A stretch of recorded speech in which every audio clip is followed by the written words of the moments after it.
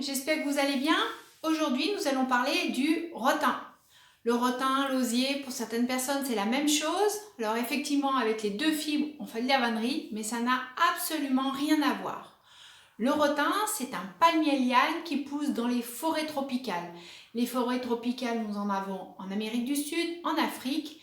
Et la région du monde qui nous intéresse pour notre rotin, c'est l'Indonésie et en particulier l'île de Bornéo. Sur l'île de Bornéo, donc, pousse notre fameux rotin, palmier liane qui peut mesurer jusqu'à 150 mètres de long. J'ai eu l'occasion il y a quelques années de faire un voyage avec la Société du rotin filet et j'ai pu voir pousser le rotin dans la forêt tropicale. C'est pour ça que je vous présente sa photo. Voilà, donc c'est un gros plan, hein. C'est une fibre donc, qui pousse donc, dans la forêt tropicale et qui a besoin en particulier des EVA, ces grands arbres à caoutchouc pour pouvoir croître. Parce que c'est une liane mais qui ne court pas au sol, qui a besoin des grands arbres pour pouvoir grandir, pour pouvoir croître. Donc notre rotin, on peut avoir différents diamètres. Les gros rotins que je vous présente là ils vont servir, alors pas pour mon livre, hein, ils n'ont pas servi dans la réalisation des vanneries qui sont dans Vannerie Zen, mais ces grosses sections vont servir aux rotiniers. Ce sont les artisans qui travaillent le rotin et qui font les meubles en rotin.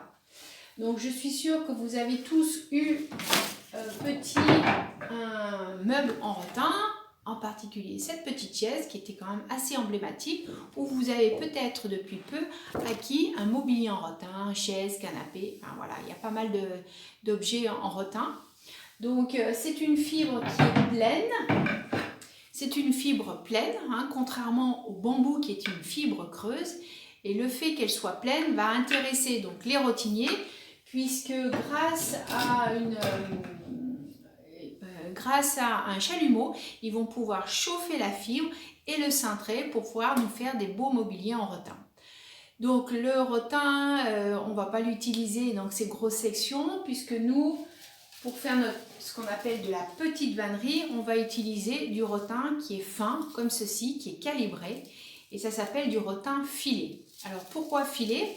Parce que la fibre, elle est passée dans une filière. Donc imaginez une machine à spaghetti qui entraîne de force la fibre, qui passe dans cet embout métallique.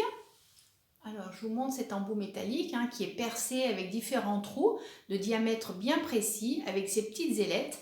Et la première étape de la filature, c'est récupérer l'écorce du rotin pour obtenir ce qu'on appelle le canage. Hein. Donc on l'utilise pour canner les chaises, mais aussi dans le tissage, puisqu'on peut aussi tisser du rotin. Et ça, ce canage, vous allez le retrouver en maroquinerie, vous allez le retrouver aussi en menuiserie, en plaquage hein, pour tout du mobilier. Alors là, c'est un canage bien particulier, très caractéristique, mais il existe plein de sortes. Une fois qu'on a enlevé l'écorce de notre rotin, on va le repasser plusieurs fois dans la filière pour obtenir des fibres, donc comme je vous ai montré, bien calibrées sur toute la longueur. C'est vraiment la caractéristique du rotin. C'est comme ça qu'on le reconnaît. C'est une fibre qui est régulière sur tout le diamètre. Les diamètres que j'utilise moi pour les réalisations pour la petite vannerie dans Vannerie Zen, c'est du 2 mm, 2 mm 5 jusqu'à 3 mm. Hein, voilà, c'est les trois diamètres que j'utilise. Donc le rotin, c'est une fibre qui est poreuse, qui a un temps de trempage court, puisque le rotin, pour pouvoir le travailler sans le casser, il va falloir le tremper. Donc on le trempe dans l'eau tiède, au bout de 3 à 5 minutes selon le diamètre, la fibre est prête et elle va pouvoir supporter tous vos caprices, toutes vos envies de vannerie.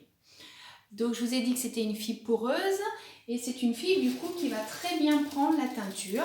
Et là j'ai une couronne de rotin de couleur rose, hein, donc rose ou toutes les couleurs que l'on peut. Il existe une grande gamme de couleurs dans le commerce, mais si vous voulez aussi teinter votre rotin, pas de difficulté.